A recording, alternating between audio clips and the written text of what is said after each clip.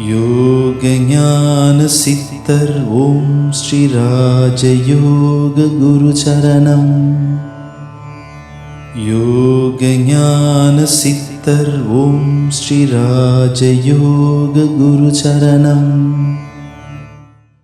யோக சக்தி என்பது ஆக்கும் சக்தி. முழுமையாக நமக்கு வாழ்க்கையில் சிறப்பான நிலையை உருவாக்குவது தான் யோக சக்தி. ஆக இதில் எந்த ஒரு டவுட் கிடையாது, எந்த சந்தேகத்திற்கும் இடம் இல்லை. இதில் என்ன, ஏன் சிலர் இந்த நம்பி ஆள் ஒரு நிலை, ஒரு ஸ்டெபிள் இல்லாமல் போகிறாங்க அப்படின்னு காரணம் என்னென்னா, தன்னோட நிலையை மறந்து போகிறாங்க. தன் நிலைனா தன் நம்பிக்கையை இழக்கிறாங்க. மனிதன் வாழ்க்கையில் இழக்கக்கூடாத ஒரே ஒரு விஷயம் என்னென்னா தன் நம்பிக்கை, இறை நம்பிக்கை.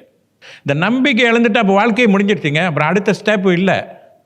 எனக்கு நம்பிக்கை இல்லை அப்படின்னு ஒரு மனிதன் நம்பிக்கை இழந்துட்டானா அவனை என்னன்னு சொல்லலான்னா, ஒரே வார்த்தையில் சொல்லணும்னா நடைப்பிணம். அதான் அவனை சொல்லலாம். ஏன்னா அவனுக்கு அப்புறம் அடுத்த இது ஒன்றுமே கிடையாது.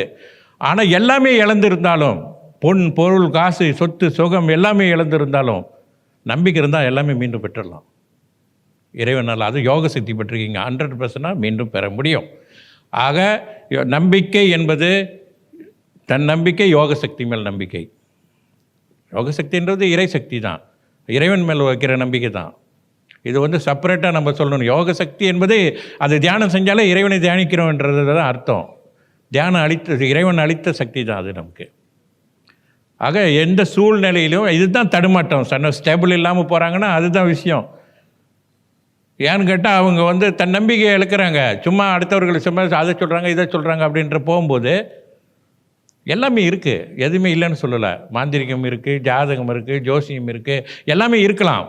ஆனால் எல்லாமே இருந்தாலும் கூட மாந்திரிகம் இருக்கலாம், கிரக பிரச்சனை இருக்கலாம்.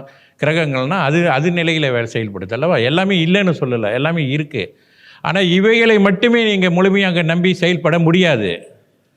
ஏன் செயல்பட முடியாதுன்னா, முதலில் உங்களை ஸ்டடி பண்ணணும்.